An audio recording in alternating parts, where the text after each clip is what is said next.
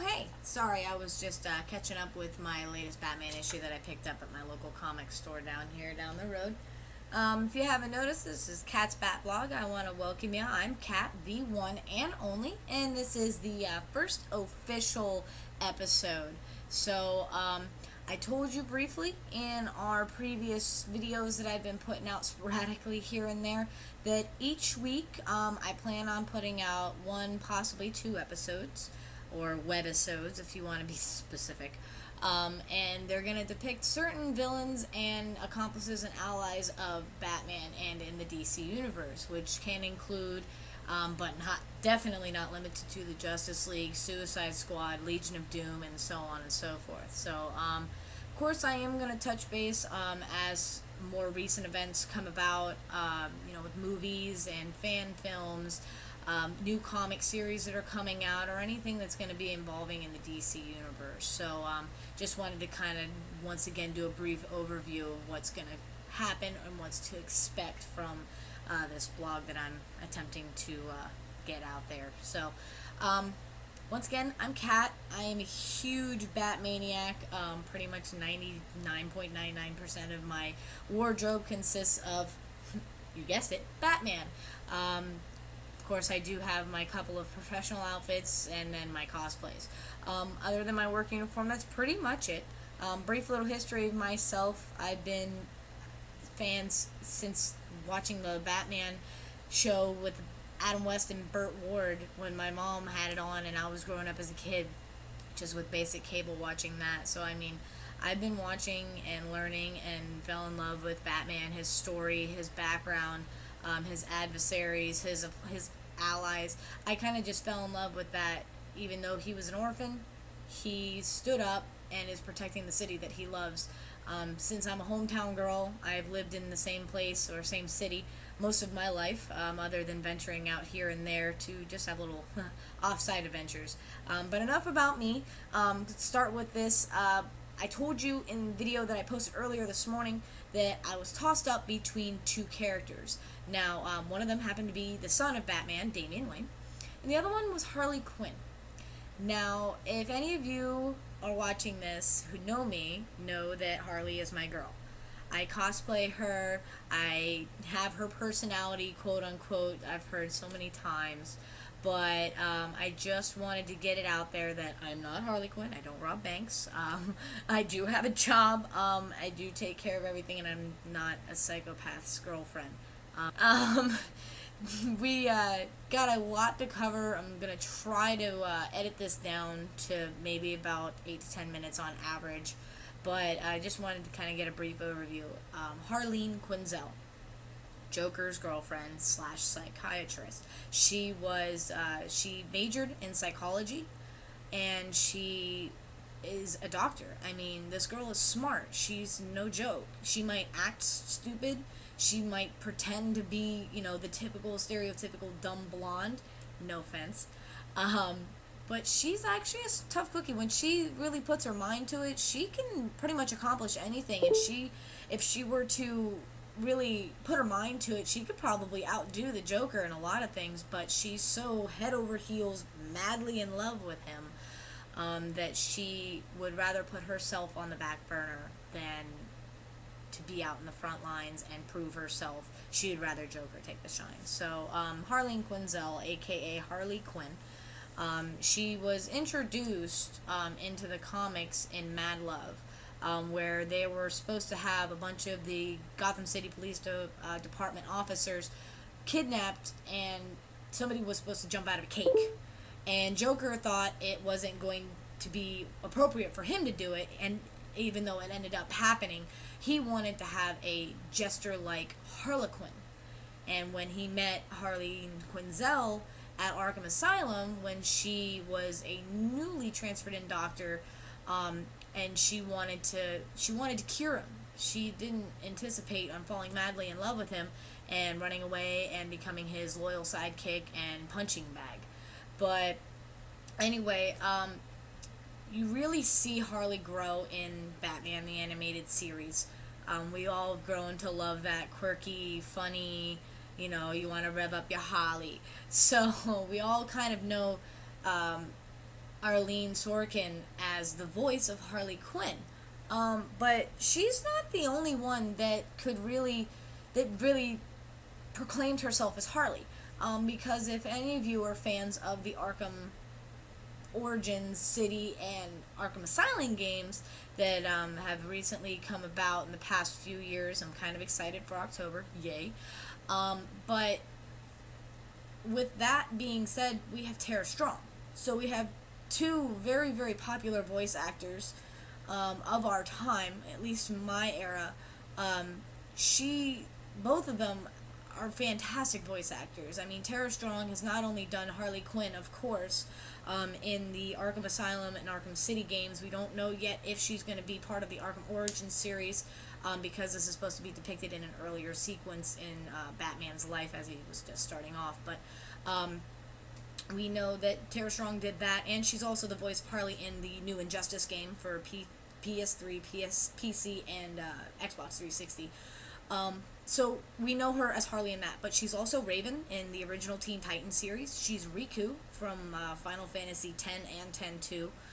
So she's actually a really, really popular one, and probably one that girls like me, growing up in the 90s, we know her as Bubbles from the Powerpuff Girls. So she's got a really big variety and vast voice acting, but I think the most recognizable for her is definitely her role as Harley in the latest games that are out there. But Arlene Sorkin, back to her, she was the original voice in Batman the Animated Series of Harley Quinn.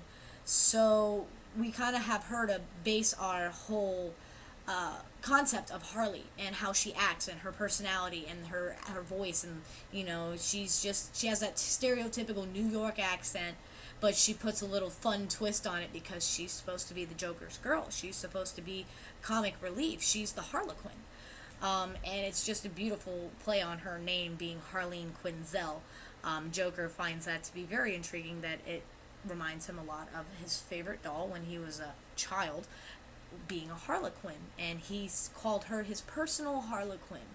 And that just kind of really made her go absolutely nuts and go goo goo gaga in love with him. But moving on, a couple of the main things that we're going to know about her, some of her team affiliations. Of course, she's part of the Secret Society of Supervillains. She also has the Suicide Squad, and she also is part of the Secret Six.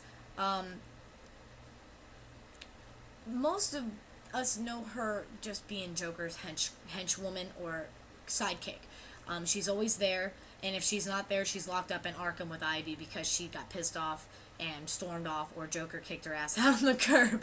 So we do have, different sides of Harley. And then if anyone who's played the Injustice game, we can kind of see a different side of Harley after Joker's gone. And, of course, in the alternate DC universe where Superman goes batshit crazy and just, loses everything. And it's actually a really good story. If you haven't played it, go play it. I don't want to drop any spoilers. Okay, some of her major abilities that she has, she's of course immune to all toxins and poisons, so that means like Joker's gas. She's still affected by Scarecrow's fear gas just because that's a chemical based and not plant based chemical. It's more of a test tube build than natural, like what Ivy uses with her plants. So she does have those kind of immunities thanks to Ivy. We see that in Harley and Ivy's adventure episode that they have, when Joker kicks her out and she doesn't come back, and her and Ivy, become the new queens of crime. So there's that. She is trained in the field of psychiatry. Like I said, she's very, very smart. She knows what she's talking about, and she knows how to psychoanalyze people to kind of get them off their game, and then that way she can either escape or knock them out or whatever the case may be.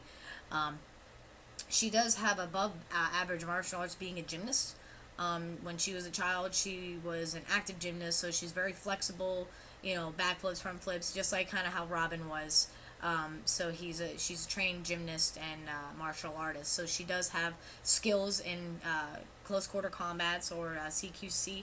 So, and also she, as kind of influenced because of Joker, has zero disregard for human life. So she doesn't care if she's blowing up a elementary school or the hospital. She's gonna have a field day just because With the exception of Joker, she has no regard because she's doing everything to make her puddin' happy. Some other versions of our beloved Jester, since this is getting kind of long, I'm going to kind of shorten it up, and I'll post a longer version of this, so that way if you want to learn more, or if you do want to know more, there is that comment section right down there. Just send us. And then if you want, there's going to be a link to my Facebook page right here, so if you want to go ahead and click that button, it's going to be right there. That would be awesome. And if you want to drop me a line or ask a little bit more information about this, or more about Harley or any other specific character, just click that link right up there. So awesome. Back to what I was telling you before, some other versions of Harley. She does appear in the animated world as the Elseworld Missionaries, the Thrill Killer. Thrill Killer Batman, or Thrill Killer Harley, isn't Harleen Quinzel. She's Haley Fitzpatrick. And this is one of my favorites because she makes herself into a female Joker. She doesn't don the Jester outfit. She has the Joker's traditional colors. She has the green, the orange, and the purple. And she calls herself Bianca Steeplechase. So instead of being Jack, she's Bianca. And she does have her own flair of being Joker. She's very cynical, very similar to the way the Joker acts. So she really does kind of take on his persona, but instead of becoming a sidekick, she essentially becomes him, just in a female version, which I've seen many cosplays, and I've fallen in love with all of them because it's just such a unique character, and it's a character that I wish that the DC Universe would expand upon, other than the Thrill Killer arc, so that way we can kind of see a little bit more about Bianca. Also, there is the Earth 3. She is still Harleen Quinzel. She's still Joker's girl, but she's killed by Owlman, which in a lot of the other series, Owlman is not a very popular character, but he is in there, and he unfortunately is the one that kills her. Joker really just doesn't care. He just kind of finds it, drops her like a sack of potatoes. Also, when she's in Batman Beyond, which is later on down the road, it's also the Batman Beyond movie. I believe it's called Return of the Joker. I haven't seen it in forever, but she has her granddaughters, the Dee twins, which at the very end of the movie, kind of see an older version of Harley, and she's all grandma-fied, and it's kind of adorable because she's sitting here yelling at these kids for doing exactly what she was doing when she was their age, if not maybe a little older. And it's kind of funny because the girls go, "Well, you don't know anything about what we're doing, Grandma," and she just kind of shakes her head like, if only you knew. If only you knew what your grandmother did. So it kind of shows that, did her and Joker end up getting married and having babies? Or did she go off after Joker's failures and just said screw it and, had, babies with the milkman, and then her grandbabies are now going into what she's doing. So we don't know. It just kind of leaves it open, but it's just nice that they threw her in there to kind of round out why the Joker gang was still around. And the Dee twins being, of course, the female aspect in that gang, because every gang's got to have a chick, apparently. Other way you can see Harley is in the kids show Batman the Brave and the Bold. She's kind of put off as like a 1950s flapper girl, but it is she's still a henchwoman of Joker. You don't really see a whole lot of her in that series. She's not really active because it's kind of Batman just bouncing around, helping out each of his adversaries. I mean, there's even an episode where he helps out Space Ghost. And all of us 90 kids all remember Space Ghost Coast to Coast. So, other than that, of course, we have the infamous Batman and Robin duo always taking out Joker and his girl. Unfortunately, they always do win. That is the even with consequences. So there's always a way for them to beat their greatest adversaries. I mean, I guess they are evenly matched, except for Joker is just not quite as skilled as hand-to-hand. He uses these tricks and sleeves, but he's a Joker. He's supposed to be like that. He's supposed to have that crazy attitude. Goes, ha ha ha, you ain't gonna win. No, you're not. lot. So we can just imagine what we can see from Harley in the future, and we know about her past a little bit more. Other than that, she isn't really a whole lot to go upon because she is barely a new character. I wouldn't say as fresh and new as maybe Damian Wayne, but she's definitely a fresh new face, and a lot of the active cosplayers out there have really fallen in love with her and have taken a lot of great pride in making some awesome, fantastic outfits. I'll link you to a couple of Facebook pages that I've found quite interesting and have really admired what they've done with her character and just her personality in general. Oh, there's also one other thing that I completely forgot. In the DC Universe, the MMO game, if you watched my previous episode, I told you I based my character on Harley Quinn. She, of course, is in there. You can play with her as a legend. And she is voiced by Tera Strong, yet again. So she's in a lot of things. So they're really kind of making Harley, like, boom, in your face. Like, hey, look! There's Harley Quinn. You have to watch her. Oh my god, what is she going to do now?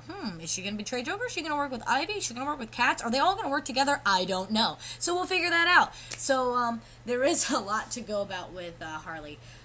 She's definitely spunky, spontaneous. She's fun-loving. And of course, she's Mr. J's girl. And though he might not show it, I think deep down he really does care for her because he always does end up getting her out of the pickles and out of the bad situations, and though he might leave her behind, he wouldn't leave her behind if he knew that she couldn't handle herself. So he has I can see that he has a lot of faith in her, and I think he would be lost without her. I think having her around has definitely improved his life, just like having a woman, or whether you're with a woman or with a man, with another man, it doesn't matter. Just having someone there really can make a difference in what you want to do, whether it's for good or bad. And I think he really appreciates having her instead of just a bunch of dumb, mindless goons that do whatever the hell he says because he'll just blow their brains out. Harley is there no matter what. Whether he kicks her out, she's back, and she's willing to do anything for him.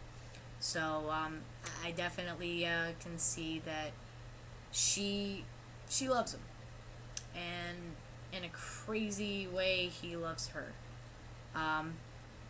Other than that, if you want, you can definitely stay tuned.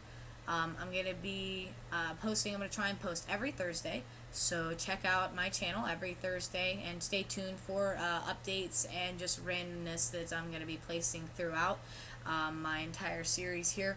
So with that, I'm going to end here.